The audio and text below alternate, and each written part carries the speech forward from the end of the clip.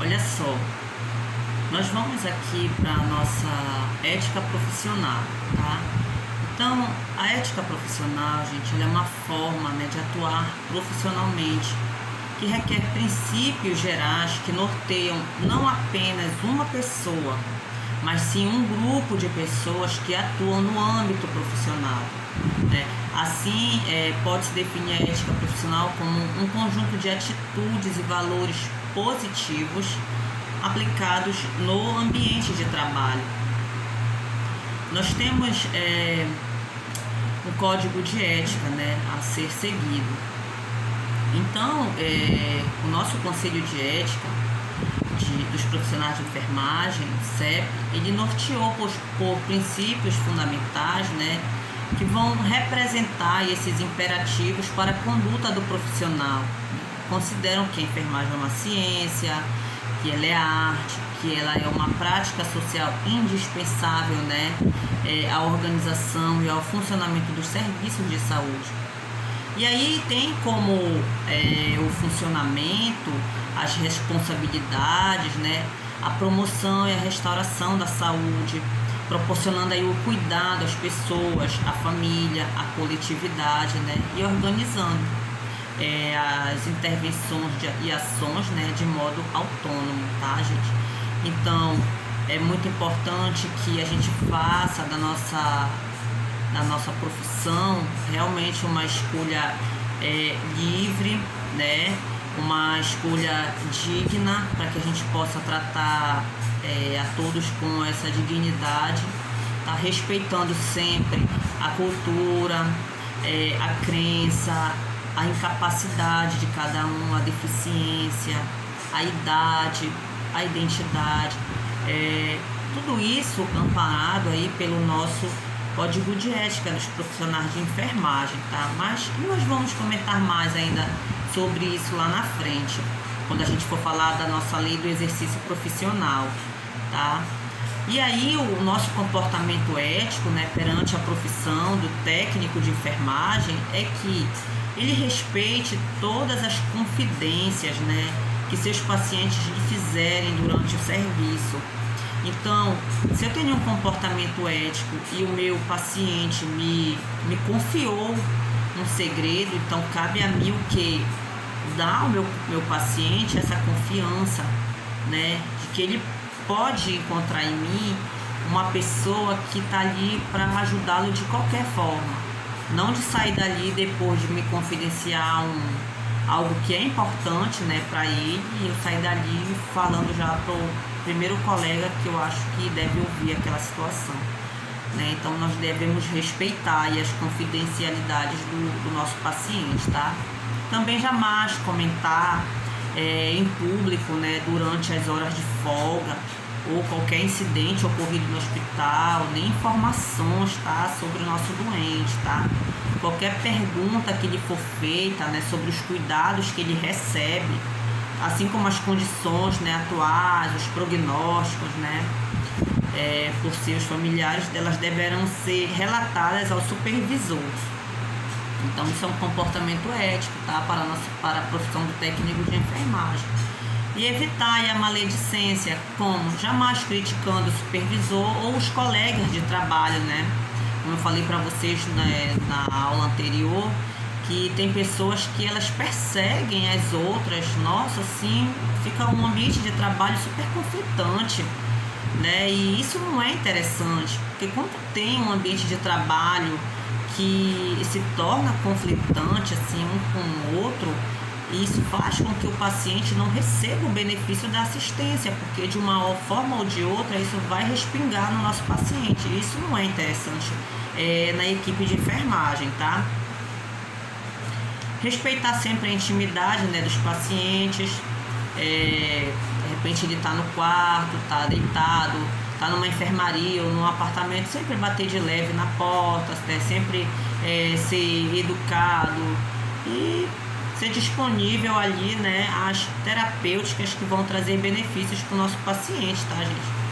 Bom, a ficha do paciente ela contém informações importantes e privadas que devem ser guardadas, ou seja, o acesso a a essa ficha desse paciente, elas devem ser disponibilizadas diretamente somente aos envolvidos, tá? No atendimento dessa pessoa. Ou seja, se alguém for lá e pedir para olhar o prontuário, não é qualquer pessoa, gente, que pode olhar o prontuário do paciente, tá? Tem que ser alguém que realmente seja dessa equipe de saúde, né? Demonstrar respeito pelos colegas de trabalho em qualquer ocasião, tá? Seja leal aos chefes, né? Às vezes tu queres trocar de plantão. Aí tu liga pra tua colega: fulana, bora trocar de plantão hoje? Ah, mas tu já comunicou a enfermeira? Não precisa ela saber, bora trocar nós duas. Não é assim, gente. Tu tá tendo um comportamento super antiético, né? Porque a tua enfermeira precisa dar o aval da troca ou não, porque pro plantão existe um limite de troca entre as pessoas, então não é de qualquer maneira, tá? Bom, nós devemos aceitar as nossas responsabilidades também de bom grado, tá? Se antecipando, né, ao chamado do paciente ou até mesmo a um pedido da tua enfermeira. Digamos que o paciente ele precisa fazer uma hemodiálise em um outro hospital, porque de repente a hemodiálise do serviço de saúde onde você trabalha está em manutenção. E aí o paciente vai precisar sair do hospital para fazer o procedimento numa outra instituição de saúde. E aí ela pede para você: fulano, dê uma olhada no seu José para ver se tá tudo certinho com ele, porque ele vai sair para fazer uma hemodiálise, digamos assim. Tá, a enfermeira, ela tá bem, eu acabei de vir de lá e tá tudo ok.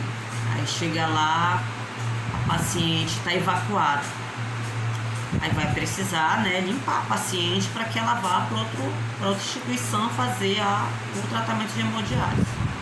Ela reclama da enfermeira, reclama porque ela não tinha nada que pedir naquele momento para que ela fosse lá. Mas se ela não pedisse para olhar, a paciente ia sair de lá evacuada, gente? Claro que não, gente, isso não pode existir. Se tu estás ali para te prestar o teu serviço, presta o teu serviço de bom grado. Se a paciente saísse naquelas condições de um hospital para ir para outro, quando ela chegasse no outro hospital, iam ligar: cadê a enfermeira que está no setor de saúde tal, a paciente veio assim, assim, assado. Lá a enfermeira ia levar, né, essa bronca aí, e lá ia ser chamado para levar essa advertência, gente. Então, evitar essas coisas. Se for te dado uma responsabilidade, faça de bom grado. Vá de bom grado fazer o que você tem que fazer. Não reclame não, tá? Escolheu a enfermagem, fique feliz por isso, ok? Então é importante que você não exceda suas responsabilidades nem sua habilidade. Conheça bem o que é para você fazer no seu trabalho. Assuma a responsabilidade de seus erros e falhas, tá? De julgamento, levando-se logo ao conhecimento do supervisor. Do contrário, você poderá colocar em risco sua própria pessoa, o paciente e o hospital. Medicações, né, gente? Vem muito assim em mente medicações, né? Tem que ter muito cuidado com medicações, horários, medicação endovenosa, intramuscular, para não fazer erros nessas vias de administração de medicamentos, tá? Observar bem os rótulos de medicações que estão sendo utilizadas. A gente deve sempre lembrar que as medicações na forma farmacêutica, elas são muito parecidas, tanto os envelopes como as embalagens, tudo, né? Por exemplo, o comprimido de omeprazol às vezes é parecido com o comprimido de Dimorf. A água destilada é muito parecido com frasco de glicose, que é parecido com frasquinho de potássio. E aí, se você pega de forma errada, pode também administrar, né, medicamentos errados e acabar gerando graves prejuízos para o paciente, como até a morte dele também. Então, né, deve-se observar e evitar erros e falhas em vários quesitos, tá? Bom, o bom atendimento ao enfermo, né, não permitindo que haja preconceitos aí de raça, religião, cor, opções sexuais, nada disso, tá? e dispensar, né, a todos a mesma consideração e o mesmo respeito, né, e dar ali ao melhor de si. Bom, eu não gosto de negros, eu só gosto de brancos, então os negros eu trato de um jeito e os brancos eu trato de outro. Não, o mesmo comportamento para todos. Ah, o fulano ali, nossa, tem uma cara de rico, então eu dou o melhor atendimento porque tem cara de rico. Ah, aquele ali tem cara de pobre, eu não dou o melhor atendimento para ele. Não, não deve se haver isso, tá? Esses preconceitos não devem existir, porque nós estamos para prestar assistência e não para fazer essa distinção de raça, cor, religião, opção sexual e outras situações mais, ok? Falar alto também, fazer muito barulho é um comportamento impróprio, tá? Que incomoda o paciente e os seus familiares. Então, tenha educação no seu tom de voz, tá? Fale de maneira educada. Ah, mas a minha forma educada é alta. Não, não é educado. Isso não é educado. Isso não é legal, tá? Então, fale de uma forma educada, de uma forma simples. Trate o outro com dignidade, respeite, tá? Respeite para que você também tenha respeito. Também ter boas maneiras é uma obrigação, tá? Isso tudo vem de comportamentos éticos, gente, para o profissional técnico de enfermagem. Por quê? O que a gente vê? A gente vê o perfil do nosso técnico muitas vezes já em sala de aula. Pessoas muito espalhafatosas, pessoas que fazem muito escândalo, pessoas que não prestam atenção, pessoas que a gente está falando e estão conversando. Então, a gente vê o perfil do profissional em sala de aula. Então, a gente tem que ter muito cuidado com o que a gente faz. Se eu falo alto a vida toda, como é que eu vou um dia ter a minha voz educada para falar com o paciente? Porque quando eu tiver vínculo com esse paciente, eu vou me soltar com ele. Não, seja educado e mantenha seu relacionamento profissional com cada um, tá? E se você os tratar com respeito e cortesia, né, eles confiarão com certeza muito mais em você e também na instituição hospitalar a qual você trabalha, certo? Então nós vamos usar também, gente, com moderação material fornecido aí pelo hospital, tá? Tendo aí sempre o cuidado também com os equipamentos, certo? Não abrir uma geladeira de vacina, por exemplo, de qualquer maneira, ou abrir as caixas térmicas na sala de vacina, deixar a sala suja. Não, o ambiente que a gente trabalha, ele deve ser cuidado, né? Isso é um exemplo de sala de vacina só, mas eu falo isso para todo ambiente que a gente trabalha dentro do hospital, por exemplo, os armários. Não fechar as portas de qualquer forma, porque se eu fechar uma porta de um armário de qualquer jeito, uma hora ela vai quebrar, né? Então a gente deve zelar pelos móveis que a gente tem dentro do hospital, tá? Também levar para casa, gente, objetos de propriedades do hospital, como termômetros, canetas, loção aí que são hidratantes, né? Aparelho de PA, né? Tudo isso some, né? Isso é roubo, porque uma vez que eu pego algo que não é meu, eu tô pegando escondido do outro, eu tô roubando o outro. Tem gente que tem esse péssimo hábito, é fino nisso. Uma pessoa mal deixou aqui alguma coisa, ele já tá tomando, gente. Às vezes é uma sandália que o colega levou para descansar o pezinho no plantão, quando ele vai procurar já levaram a sandália. Você estudou para ser técnico de enfermagem, não para ser ladrão. Então tire esse hábito antiético da sua vida. Isso só vai lhe trazer prejuízos para a sua vida, só está te trazendo prejuízos para a tua vida. E também pode te fazer ter penalidades lá na frente, né? Assim também como medicamentos, às vezes sobra da farmácia, tu não devolve, né? E acaba ficando na tua bolsa, tu vende, ou tu dá, ou tu vai fazer o uso, né? E outras situações mais que possam acontecer. Pasmem vocês, mas tem gente que leva até monitor multiparâmetro, né? Mas isso, gente, se caracteriza roubo. E como eu falei, ninguém aqui está estudando para ser ladrão. Nós estamos estudando para ser técnicos de enfermagem, de repente enfermeiro ou outra profissão, mas que a gente possa aí ter afinidades, tá? Bom, então, durante a carreira de enfermagem, você encontrará certos tipos, né, especiais de pacientes, como viciados em drogas, álcools, criminosos, suicidas e pervertidos sexuais, né? Então, não deixe que a sua simpatia e antipatia pessoal venham interferir nesse atendimento, coisas que nós já falamos antes, né? Essa espécie de doente, tá? Não permita que a condição social ou econômica do paciente modifique a sua qualidade de atendimento, tá? Dispensada a ele, ok? Então, nada de preconceitos, ok?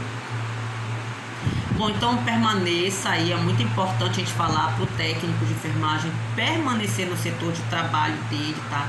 Só saindo dali quando lhe for permitido, como é o caso do intervalo de almoço, o intervalo do descanso. Por quê? Porque ali naquele setor tu tem os teus pacientes, digamos, tu tem 3 pacientes para prestar assistência. Teus colegas já têm os deles. Então, se o teu paciente tiver necessidade de alguma coisa, você está lá para prestar assistência para ele, porque provavelmente os teus colegas estarão ocupados já com os pacientes deles. Então, não se ausente do setor que você trabalha, tá? Responda logo a qualquer chamado do paciente, atenda-se ali às suas solicitações sempre que possível, tá? E quando estiver em dúvida ou não for capaz de fazê-lo, chame o seu enfermeiro, ok? Então, nunca vá trabalhar também sobre o efeito de álcool e outras drogas, tá? Porque você está ali sob o efeito de algum entorpecente, foi trabalhar e pode dar um caos nesse serviço aí, certo? Então, evite, não vá trabalhar. Mas aí comunica, né? Bom, vocês vão ver aí algumas questões que eu trouxe para vocês. Essa primeira aqui é da EBSER, né, da banca OCP de 2015. E aí ele fala assim: considerando o conceito da distanásia, um assunto que nós ainda vamos ver, né, morte com sofrimento que poderia ser evitado. Os profissionais devem reconhecer os limites da medicina e evitar o excesso de tratamento ou tratamento não adequado, né? Seguindo os princípios citados a seguir, exceto, nós já falamos, né, sobre a autonomia, a beneficência, a maleficência, a justiça, a imprudência, a imperícia, a negligência. Nós já falamos sobre isso na primeira aula, né? Bom, então aqui ele está falando sobre os limites, né, da medicina e evitar o excesso de tratamento, né, ou tratamento não adequado. Bom, seguindo os princípios citados a seguir: respeito pela autonomia, a beneficência, a não maleficência, a justiça ou a imprudência. Considerando o conceito da distanásia, que é a morte com sofrimento, né, os profissionais devem reconhecer os limites da medicina e evitar o excesso de tratamento ou o tratamento não adequado. Bom, se eu devo evitar o tratamento não adequado, eu, quanto técnico de enfermagem, não devo fazer nada que eu não conheça a técnica científica para aquela situação. Então, diante disso, nós temos a questão da imprudência, né? Então, nós não vamos ser imprudentes no nosso tratamento não adequado ou no nosso excesso de tratamento, ok? Então, não vamos cometer aí a imprudência, ok? Bom, outra questão, EMOP 2013. Uma estrutura organizacional envolve níveis hierárquicos e processos produtivos voltados à missão institucional. A busca da qualidade deve permear a atuação gerencial, pois, no mundo atual, não há espaço para trabalho inadequado.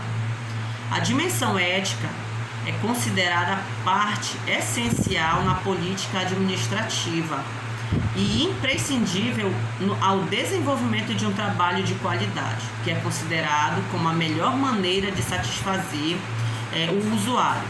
Partindo desse raciocínio, pode-se considerar que o sistema organizacional realizado nos serviços tem características éticas quando a. valoriza essencialmente os objetivos lucrativos da instituição. B. Dispõe de estrutura física e de pessoal de excelente qualidade. C. As pessoas no trabalho estão dispostas a atuar para o bem comum. D. Há grande facilidade para atuar, obedecendo a níveis hierárquicos. Letra E. A liderança utiliza o poder, concedendo aos subordinados muita independência. Bom, diante da situação, as pessoas elas devem sempre estar dispostas a atuar para o bem comum, tá? Para o bem comum. Na outra questão, gente, aqui é o exceto que a imprudência. Perdão, tá? Eu acho que eu não me reportei direito aqui a questão, acabei me atentando agora, na verdade. Então, aqui, respeito pela autonomia, beneficência, não maleficência, justiça, nós não devemos cometer o quê? É a imprudência, né? Que é o excesso de tratamento ou o tratamento não adequado. Uma vez que a gente não tem ciência para aquilo, nós devemos evitar e acabar cometendo essa imprudência aí. Então, nós devemos evitar a imprudência, tá? Outra questão que eu trouxe para vocês é alguns aspectos da UP 2012. Alguns aspectos éticos devem ser considerados na prática profissional, exceto, letra A, maximizar benefícios e reduzir danos, desde que em detrimento da autonomia individual. B. Utilizar os princípios da igualdade, justiça e equidade para todos os seres humanos. C. Empregar a não discriminação por qualquer pessoa ou grupo. A gente já falou sobre isso, né? Letra D. Obter o consentimento para intervenções clínicas de qualquer natureza. E letra E. Dar atenção à vulnerabilidade humana e à integridade individual. Bom, empregar, né, a não discriminação por qualquer pessoa ou grupo, né? Nós não devemos fazer uma coisa dessa, né? A gente não deve empregar, né, qualquer pessoa ou grupo. A gente não deve discriminar ninguém, né? Então aqui a letra A, tá? Maximizar benefícios e reduzir danos, desde que em detrimento da autonomia individual, né? Tudo isso, gente, sem causar nenhum tipo de prejuízo à autonomia individual, ok? Bom, pessoal, vocês vão anotar aí as questões que eu trouxe para vocês, tá? Bom, então vocês vão anotar. O que significa ética para você? Número 1, o que significa ética para você? Número 2, dentro do quesito ética, o que é comportamento e para que serve, tá? Então, número 3, como é constituída a ética na sociedade? O que é moral? Número 4, o que é moral? Número 5, o que norteia a moral? Número 6, do que trata a conduta?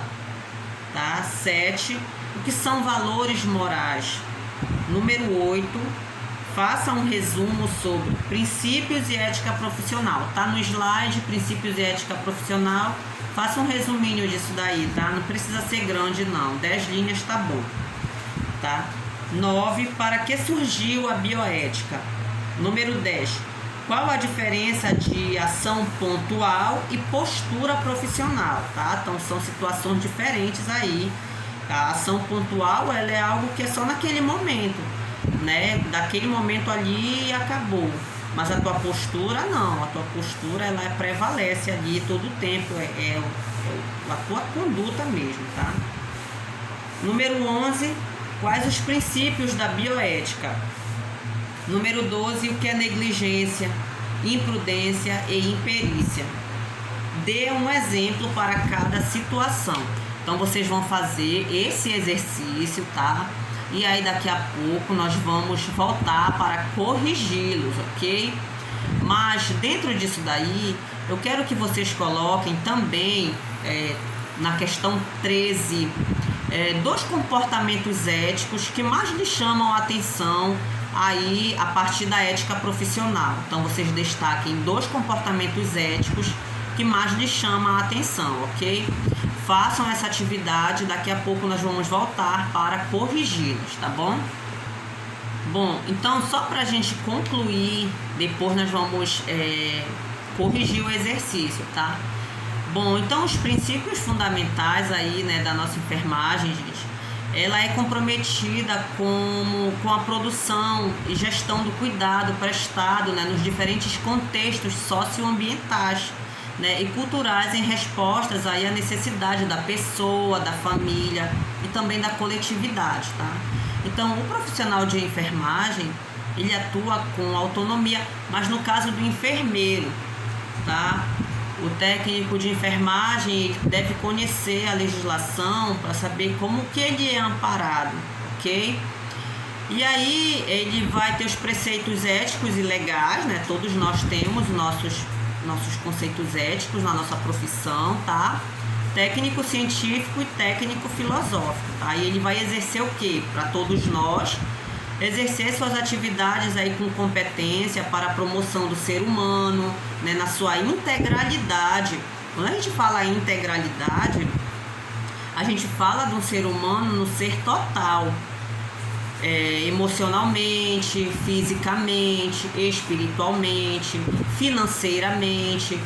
Existe a totalidade do ser humano para a gente dizer que ele é integral, tá? Então a gente deve contribuir nessa saúde, nessa integralidade, melhor dizendo, de acordo com os princípios da ética, tá? E da bioética também, né? E participa aí como integrante da equipe de enfermagem de saúde na defesa das políticas públicas, que com certeza, eu não sei se vocês já tiveram, né,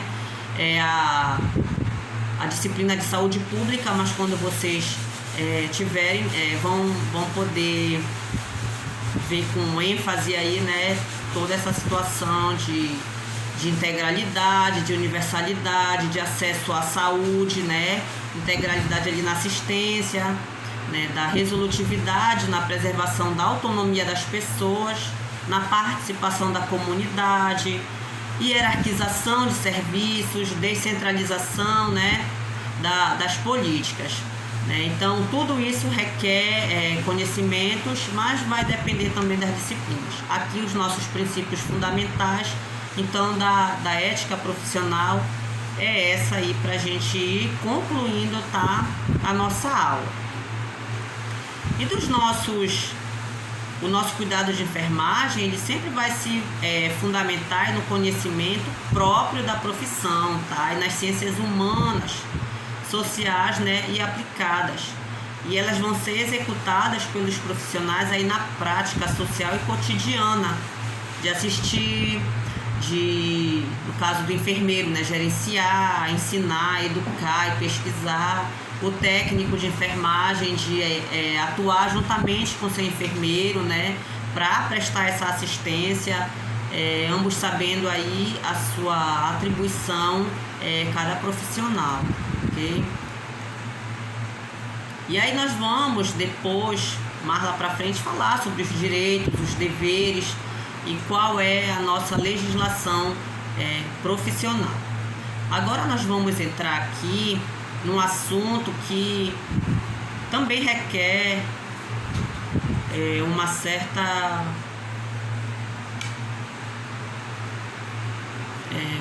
competência de falar sobre a ética sobre a eutanásia, tá? A distanásia e a ortotanásia.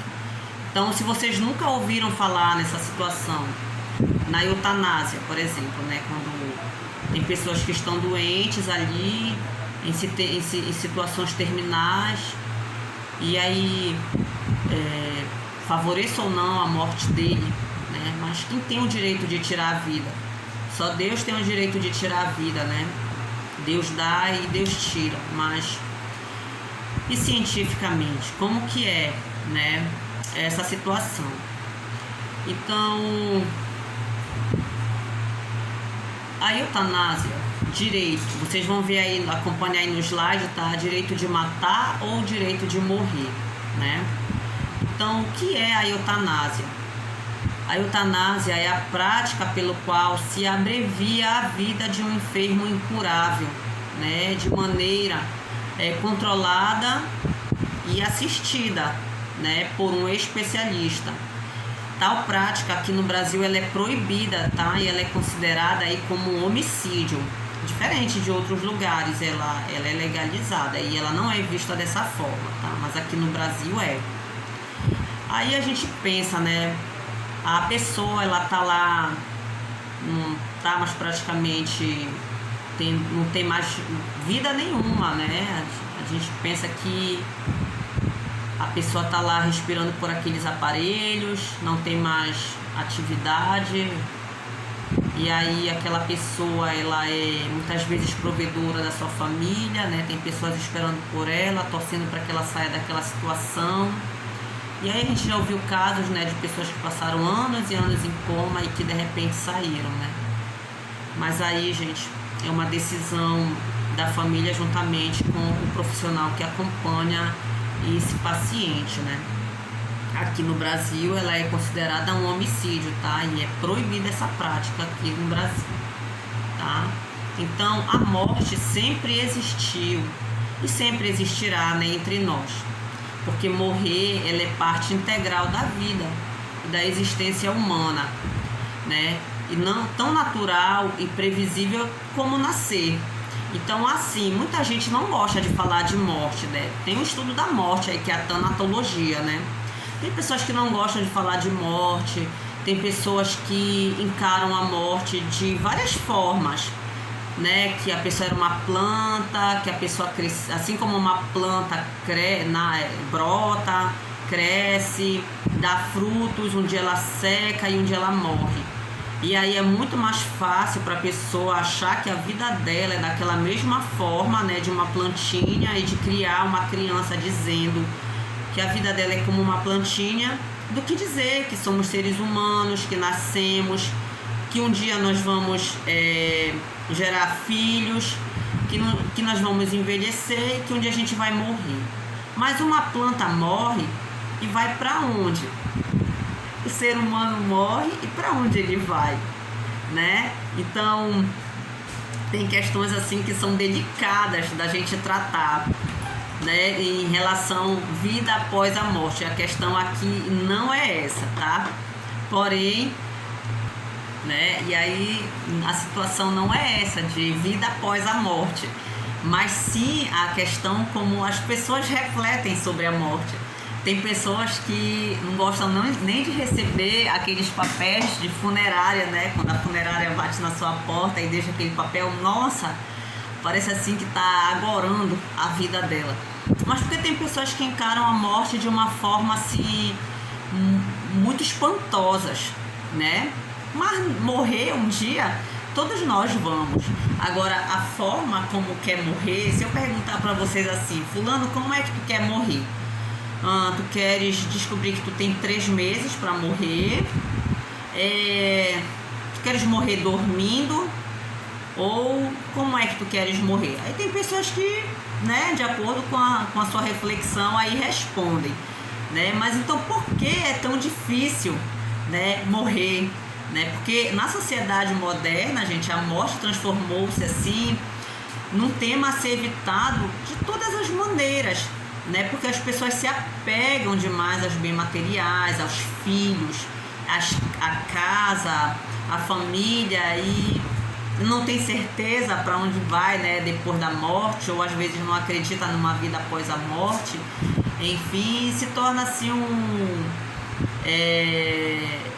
questões para alguns bastante complicadas de se encarar, né? Bom, então vamos lá para os argumentos a favor. As pessoas que julgam a eutanásia, né, um mal necessário, têm como principal argumento poupar o paciente terminal irreversível de seu sofrimento e simplesmente o que? Aliviar a angústia também de seus familiares. Então, para aqueles que são a favor da eutanásia, eles julgam nessa forma, essa necessidade de aliviar o sofrimento, tanto do que está sofrendo com algum tipo de de doença naquela fase ali de morte, né? Como também de seus familiares, né? São raciocínios aí que participam na defesa da autonomia absoluta de cada ser, né? Individual, é um direito de escolha pela sua vida, tá? E pelo mundo e pelo momento da morte também. Então é uma defesa que assume um interesse individual, né? Acima da sociedade, que nas leis e códigos visa aí proteger a vida, tá? Então esses são argumentos a favor, né? E o que é contra, né? Quais são os argumentos contra aí? Então, muitos argumentos aí contra a eutanásia, né? Desde o religioso, ético, político, social, né? São pontos de vista o que? Religioso. A eutanásia é tida como uma usurpação do direito à vida, ou seja, só Deus pode tirar a vida de alguém, né? Aí já no ponto de vista da ética médica, tendo em conta o que? O juramento de Hipócrates, né? Que segundo o qual considera a vida como um dom sagrado, sobre o qual o médico ele não pode ser juiz da vida ou da morte de alguém, ele não pode tirar a vida de ninguém, né? Então esse é um ponto de vista da ética também, e os argumentos que também religioso, né? Os pontos de vista religiosos. Nós temos a eutanásia ativa, passiva ou indireta também, tá? Então, na eutanásia ativa, o ato deliberado, né, de provocar a morte sem sofrimento do paciente por fins misericordiosos, né? Aí vai se tratar o quê? De uma ação pela qual se põe fim à vida de uma pessoa enferma por um pedido do paciente ou a sua revelia, né? O exemplo típico seria o quê? A administração de uma overdose de medicamentos com a intenção de pôr fim à vida do enfermo. Eu não vou dizer aqui, né, uma medicação que de repente poderia ser fatal. Isso daí vocês vão descobrir aí estudando, né? Estudando, porque na prática é melhor evitar, tá bom? Então é estudando mesmo. Eu não vou falar isso aqui para vocês, não. Eu não quero cometer nenhum ato que venha a me prejudicar, tá? Bom, então é também chamada de morte piedosa, né? Ou suicídio assistido. E aí refere-se ao profissional, tá, gente? Mas não é fácil, né? Assim, uma situação que mexe emocionalmente com qualquer pessoa. A gente imaginar um pai, uma mãe ou um familiar numa situação dessa e praticar um ato desse são questões assim muito criteriosas, delicadas, e mexe muito, né, com o emocional e espiritual de qualquer pessoa. Então não são situações tão simples assim, né? Também a eutanásia passiva, né, que é a morte do paciente, ela ocorre, né, ou porque não se inicia uma ação médica, ou pela interrupção aí de medidas como suspender ou retirar a alimentação, a hidratação, ou a oferta de oxigênio também, né, com o objetivo de diminuir esse sofrimento, né? Mais uma vez eu volto para vocês e digo que é muito delicado, né? Por exemplo, a retirada de um equipamento essencial, como no caso de um ventilador mecânico, né, a um paciente terminal que já está sem esperanças de vida, né? E é difícil, assim, a gente vê talvez o nosso país na nossa Constituição, né, quando diz que isso é um ato de suicídio assistido, na época em que tinham pessoas com coração, com amor, com dedicação pelo outro, porque hoje o que a gente vê tem muita rebeldia, muita gente sem o afeto natural, muita gente que já não preza mais pelo seu semelhante, que não leva em consideração, né, os seus entes queridos. Tem muitas situações envolvidas que deixam a gente a pensar nessa tristeza, né, de vivência aí humana. Nós falamos da eutanásia, mas também tem a distanásia, tá? A distanásia, ela já é um termo pouco conhecido, porém muitas vezes ela é praticada aí no campo da saúde, né? Ela é conceituada como uma morte difícil ou penosa, tá? Usada para indicar o prolongamento do processo da morte, tá? Por meio de tratamentos que apenas, tá, prolonga a vida biológica do paciente, sem qualidade de vida e sem dignidade, tá? E também pode ser chamada de uma obstinação terapêutica, tá?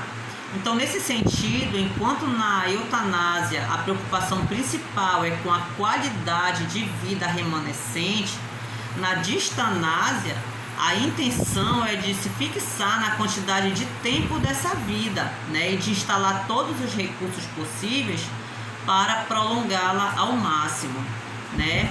Então, o paciente muitas vezes ele descobre uma doença terminal, ele pode optar por ter um tratamento ou não. Não sei se o paciente vai ter qualidade de vida, se ele vai ter dignidade, certo? Bom, então o direito de morrer de forma digna, né, ele diz respeito a uma morte natural, com humanização, sem que haja o prolongamento da vida e do sofrimento, através da instituição de intervenções fúteis, né, ou inúteis, que se reporta à distanásia, tá? Se reporta aí à distanásia. A ortotanásia também, tá? Então, eutanásia, distanásia e agora a ortotanásia. A ortotanásia é deixar que o paciente siga seu caminho natural para a morte, sem aumentar-lhe a vida, né, de forma artificial. Ou seja, apenas o acompanhamento aí para que a morte seja menos sofrível possível e de forma natural. Descobriu que tem uma doença, mas ele não quer esse tratamento, ele quer evoluir para uma morte naturalmente, não quer algo que vá prolongar a vida dele, como na distanásia, que ele pode ter ali um direito de um tratamento, de seguir a vida. Agora, se ele vai ter qualidade de vida ou não, né? Por exemplo, uma pessoa que descobre que tem um câncer terminal, ela vai prolongando a vida dela por vários anos, muitas vezes. Mas ela vai viver à base de medicações que muitas vezes trazem uns efeitos colaterais terríveis, né? E que causam muitos desarranjos no organismo. Mas ela está vivendo assim mesmo. No caso da ortotanásia, ele não quer passar por esse sofrimento, tá? Né? Então ele não quer mais nada disso, ele quer seguir o que deseja o seu coração, né? Bom, então qual é a nossa percepção, né, diante da ortotanásia? Então, na prática profissional é necessário que se esteja atento ao compromisso aí de proporcionar uma morte digna, né, lá na ortotanásia, tá? Mantendo o paciente assistido e deixando ele confortável, tá? Atualmente, gente, a distanásia é um problema ético que interfere no desejo do paciente e da família, bem como no cotidiano, né, dos profissionais da saúde, ignorando o momento de parar, de se investir no tratamento. Em contraposição, na ortotanásia, o paciente ele deve ser atendido de maneira individualizada, sendo auxiliado em suas necessidades físicas, emocionais e espirituais, respeitando aí o seu tempo de vida, certo? A ortotanásia também é o significado do morrer com dignidade, na percepção aí dos profissionais, né, que está lá no curso de especialização lá na terapia intensiva, né? Os profissionais eles podem atuar de forma efetiva na fase da terminalidade junto à família e ao paciente, né? Monitorando sobremaneira o sofrimento. Então, cabe à equipe aí esclarecer as dúvidas, encorajar positivamente aí as atitudes, tá? Sobretudo ser sincero, né, gente, e acessível, tá? Então, a presença dos familiares ela é vista como uma importante, né? Não só para o paciente, mas também, né, é importante que tenha então essa aproximação aí em busca de um cuidado mais digno, né? Porque às vezes o que acontece, o parente mora longe, ele chega atrasado e muitas vezes o profissional já não deixa mais ele entrar na UTI porque já passou do horário, né, de visita. Ou às vezes simplesmente o acompanhante, o visitador não entra porque esqueceu uma identidade. Então os familiares, gente, eles são de suma importância na recuperação. Aqui não é nem casa de recuperação, é de uma dignidade mesmo, né? Na ortotanásia, para que essa pessoa se vá, tá? Então, procurar atender aí os seus anseios, medos, as angústias, tá? E os familiares com certeza tornam-se agentes desse processo em sintonia aí com os profissionais, tá, pessoal? Bom, eu deixo para vocês aí a fonte, tá? Da onde eu tirei esses slides. Vou mandar para vocês também o material. E agora nós vamos corrigir no próximo vídeo as nossas questões, ok? Acredito que já resolveram e agora eu vou falar para vocês as respostas.